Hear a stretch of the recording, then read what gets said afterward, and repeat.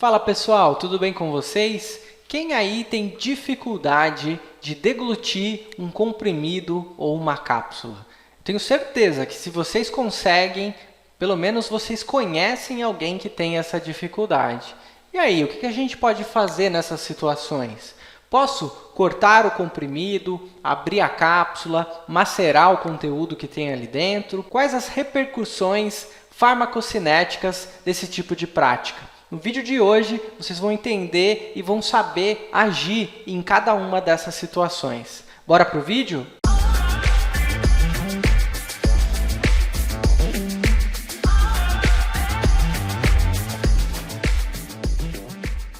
Para entender se podemos ou não cortar os comprimidos ao meio ou em partes ainda menores, precisamos antes entender as formas farmacêuticas e o conceito de liberação. Pós-granulados, comprimidos e cápsulas são as principais formas farmacêuticas sólidas administráveis por via oral. Veja que pós e grânulos são formas farmacêuticas que podem ser administradas diretamente, mas que também são usadas como insumos na fabricação de comprimidos e cápsulas. Em todos esses casos, temos partículas secas que serão administradas por via oral, se umedecerão nos líquidos corporais, sofrerão atrito com os movimentos peristálticos e se desintegrarão em partículas cada vez menores, liberando o fármaco, que finalmente ficará disponível para a dissolução e a absorção. Todo esse processo pode ou não ser trabalhado, promovendo liberações convencionais, prolongadas ou retardadas. Vamos entender quais são os tipos de liberação? Liberação seria o ato do fármaco se desprender de dentro de uma forma farmacêutica. Em geral, existem 3 tipos de liberação. A mais comum é a convencional, que é aquela que ocorre quando a indústria ou farmácia não trabalha a liberação de forma técnica. Nesses casos, o fármaco vai ser liberado naturalmente. Porém, quando uma forma farmacêutica é trabalhada para que o fármaco seja liberado de forma lenta e contínua, fazendo com que haja redução na frequência de administração em pelo menos uma vez, quando comparado à forma farmacêutica convencional, falamos que houve liberação prolongada. Nesse caso, o objetivo dessa forma farmacêutica é promover comodidade posológica, fazendo com que o paciente tome menos unidades posológicas ao dia. Agora, quando há redução na liberação, mas sem redução no número de tomadas ao dia, é dito que a forma farmacêutica é de liberação retardada. Nesse último caso, um bom exemplo são as formas farmacêuticas gastroresistentes, que protegem o fármaco do estômago, fazendo a liberação ocorrer somente no intestino. Mas qual a diferença entre um pó e um granulado? Ambas formas farmacêuticas são constituídas de uma mistura de pós, intimamente misturados. A diferença é que os pós são as partículas dos insumos não agregadas umas às outras. Ele é produzido pela via seca. Já o granulado, ou grânulo, é produzido pela via úmida. Nesse caso, os insumos são umedecidos com alguma solução aglutinante, formando uma massa. Essa massa é posteriormente seca e triturada, resultando em pequenas partículas que, na verdade, são constituídas de misturas dos insumos farmacêuticos. Assim, pode-se dizer que nos pós, cada insumo é uma pequena partícula que o compõe, e no grânulo, cada partícula é composta por um conjunto de insumos agregados. Agora, vamos ver exemplos dessas formas farmacêuticas. Estes são os tipos de pós descritos na farmacopeia brasileira.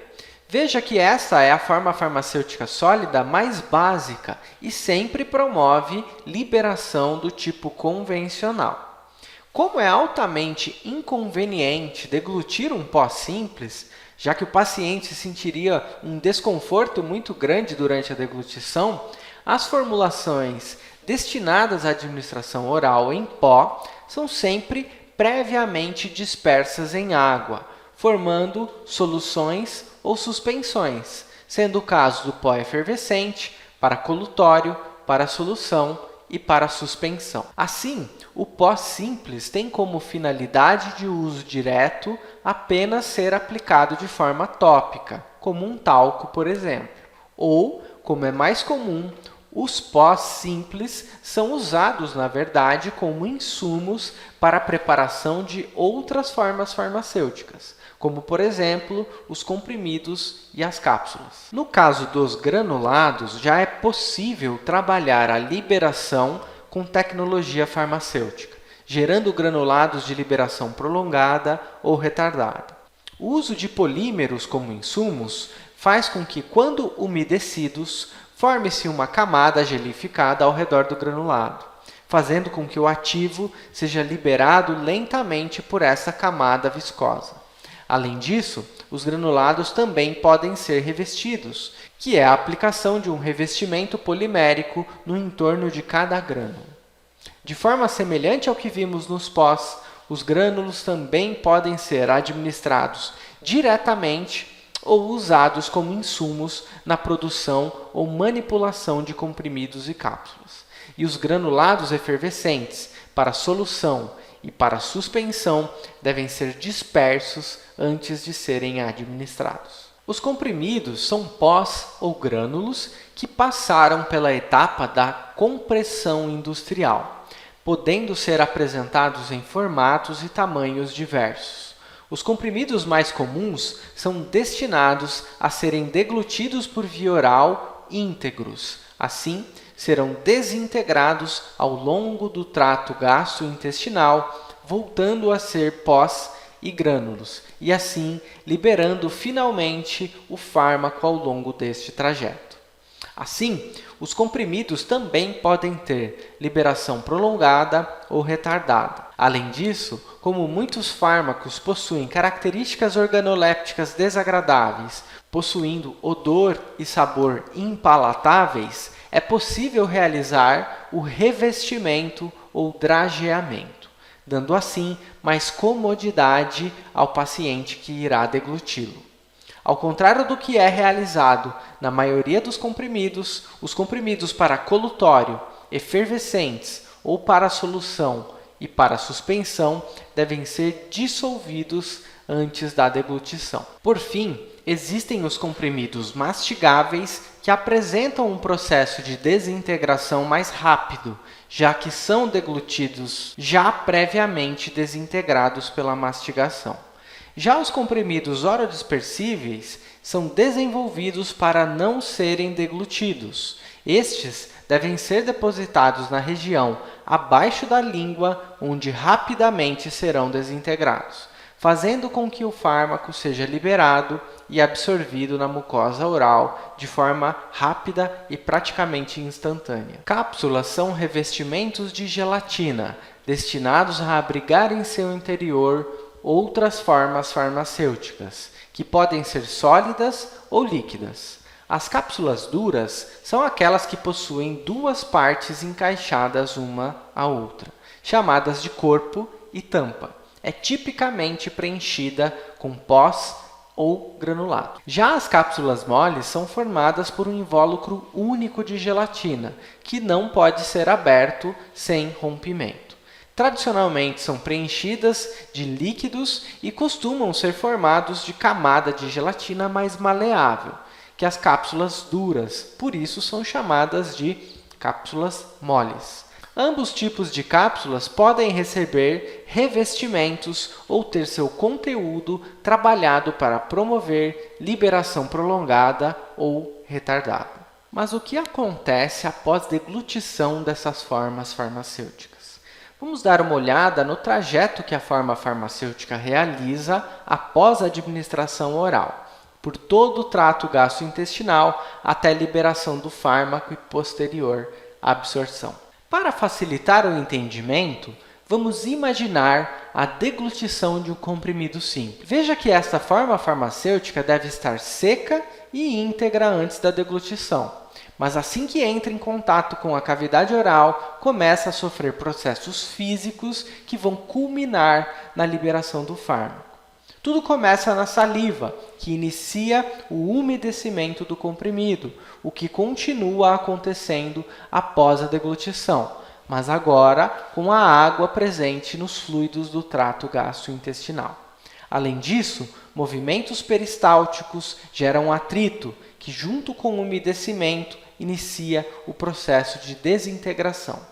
A desintegração nada mais é que a redução sucessiva do tamanho das partículas em partículas menores. Conforme passa pelo estômago e intestinos, o processo continua reduzindo o tamanho das partículas e aumentando a superfície de contato entre os líquidos e as partículas, fazendo com que em um dado momento inicie a liberação do fármaco. Após liberado, o fármaco precisa se dissolver na água dos fluidos do TGI e então estará pronto para ser absorvido. Lembrando que a absorção é a passagem do fármaco do local onde ele foi administrado para o sangue. Uma vez no sangue, o fármaco estará pronto para ser distribuído, metabolizado e eliminado. Mas o que aconteceria se este comprimido fosse revestido? Ou se ele tivesse sofrido algum tipo de tecnologia farmacêutica para liberação retardada ou prolongada? Nesses casos, o fenômeno da desintegração e da liberação seriam modificados com o objetivo de promover o conforto posológico ou proteção gástrica. O mesmo se aplica a cápsulas e granulados, de liberação prolongada e retardada. Agora vamos dar uma olhada com atenção nas formas farmacêuticas que promovem liberação de ativos de forma convencional. Vamos começar pensando nos comprimidos simples e sem revestimento. O slide traz alguns exemplos de medicamentos nessas formas farmacêuticas. Nesses casos, a liberação não é trabalhada e os fármacos são liberados sem um controle especial. Então, estes seriam exemplos de formas farmacêuticas que poderiam ser cortadas para administração de meia dose ou 1/4 de dose, por exemplo. Entretanto, até mesmo nestes casos, é interessante notar que ao romper a integridade do comprimido, o usuário de medicamentos estará antecipando algumas etapas de desintegração, que deveriam iniciar somente no interior do trato gastrointestinal. Isto, por si só, pode acelerar a absorção. Além disso, há a abertura de uma face áspera, que não existia antes, aumentando a área de contato dos líquidos do TGI com a forma farmacêutica, o que também aumentará a absorção. Assim, a menos que esteja descrito na bula do comprimido simples, que ele poderá ser cortado ou triturado, romper a integridade da forma farmacêutica comprimido deve ser sempre desencorajado. As cápsulas duras simples também não controlam a liberação de fármacos. Neste caso, a gelatina que reveste a cápsula se dissolverá no estômago, liberando o pó presente em seu interior já desintegrado. Assim, pode-se dizer que cápsulas tendem a liberar fármacos mais rapidamente quando comparado a comprimidos. Entretanto, não é possível a obtenção de menos que uma unidade de dose, já que, ao abrir a cápsula, o pó fica solto e não poderá ser dividido adequadamente. Uma alternativa seria a dissolução do conteúdo da cápsula em água, o que acaba sendo realizado por pacientes que têm dificuldade de deglutição.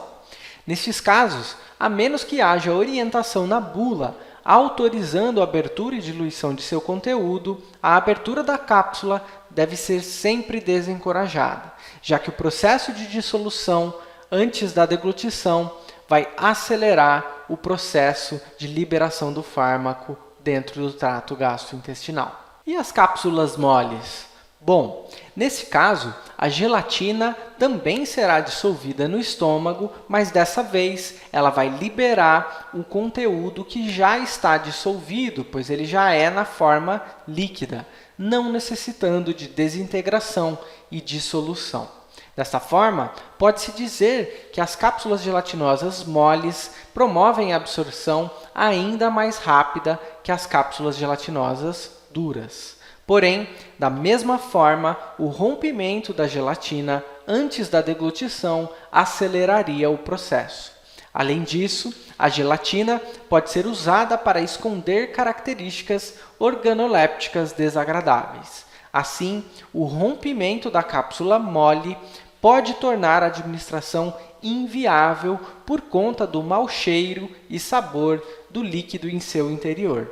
É o exemplo do ômega 3, por exemplo. Então, a abertura de uma cápsula mole também não é recomendado. Já as formas farmacêuticas sólidas, mas que se tornam líquidas, conseguem ter as vantagens logísticas das formas farmacêuticas sólidas, como a praticidade de transporte, prazo de validade estendido pela ausência de água em sua formulação e baixo custo, junto com a vantagem de fácil ingestão das formas farmacêuticas líquidas, sendo ideais para aqueles pacientes com dificuldade de deglutição. A grande desvantagem é que as características organolépticas dos fármacos se tornam evidentes e podem inviabilizar a administração. Do ponto de vista farmacocinético, estas preparações comportam-se como líquidos, já estando desintegrados e promovendo absorção rápida. Agora vamos pensar nas formas farmacêuticas sólidas que são ditas de liberação retardada ou prolongada, ou ainda qualquer outro dizer que aponte para controle da liberação do fármaco. Neste caso, o rompimento da integridade da cápsula ou comprimido nunca deve ser realizado. Caso isso ocorra, haverá aceleramento da desintegração, liberação e dissolução do fármaco, colocando abaixo o planejamento posológico previsto pela indústria fabricante e profissional prescritor. Vocês já ouviram falar no fenômeno dumping de dose? Esse é um termo em inglês e ele se refere à liberação imediata de toda a dose de uma forma farmacêutica de liberação especial por conta do rompimento de sua integridade. Isso pode acontecer quando há acidez estomacal excessiva, administração com refeições excessivamente gordurosas, mau armazenamento da forma farmacêutica e administração de meia dose. Assim, pode ocorrer o aparecimento de efeitos colaterais graves e o paciente poderá ter efeito intenso de pouca duração, seguido por ausência de efeito até a próxima tomada. Desta forma, nunca corte ou macere comprimidos ou ainda abra cápsulas quando estes são de liberação controlada. Outro ponto de atenção é a liberação de um fármaco no estômago indevidamente. Quando isso ocorre, poderá ocorrer aparecimento de desconforto gástrico e até mesmo gastrite e ulceração em pacientes suscetíveis. Outro problema possível é a inativação do fármaco por conta da ação do suco gástrico, o que pode ser mediado pelo pH ácido ou presença de enzimas digestivas. Agora vamos ver alguns exemplos de medicamentos em que há a informação autorizando o rompimento da integridade da forma farmacêutica na bula do medicamento. O Floratil está disponível na forma de cápsulas e a bula é clara, dizendo que é possível a abertura da mesma e diluição de seu conteúdo em líquidos ou semissólidos, desde que não estejam exageradamente quentes ou frios. Outro bom exemplo é o omeprazol. Suas cápsulas podem ser abertas e os microgrânulos presentes em seu interior podem ser dispersos em água ou suco de frutas, desde que a integridade dos microgrânulos seja preservada. O medicamento Prolopa DR está apresentado na forma de comprimidos que foram especialmente desenvolvidos de uma forma em que é possível a divisão da forma farmacêutica em menos de uma dose. Isso foi realizado pois é comum a prescrição de meia dose e até mesmo 1/4 ou 3/4 de dose. Assim, existe a informação na bula autorizando esta prática. Apesar da existência dessas exceções, a maioria das bulas de medicamentos na forma farmacêutica comprimidos e cápsulas simples não trazem essas informações. Nesses casos, o rompimento da integridade dessas formas farmacêuticas deve sempre ser evitado. Mas o que devo fazer se o paciente não conseguir deglutir o comprimido ou a cápsula de jeito nenhum? Bom, isso pode acontecer caso o paciente esteja inconsciente, com alguma obstrução no trato gastrointestinal, em crianças ou idosos, ou presença de sonda nasogástrica ou sonda nasoenteral. Além disso, muitos pacientes sem essas condições apresentam essa dificuldade naturalmente. Nesses casos, é interessante buscar por alternativas, trocando a forma farmacêutica, o fármaco ou até mesmo a via de administração. Lembrando que caso o medicamento seja prescrito, a decisão da troca da via, fármaco ou forma farmacêutica deverá ser tomada pelo médico ou dentista prescritor. Deverá documentar esta mudança em uma nova prescrição.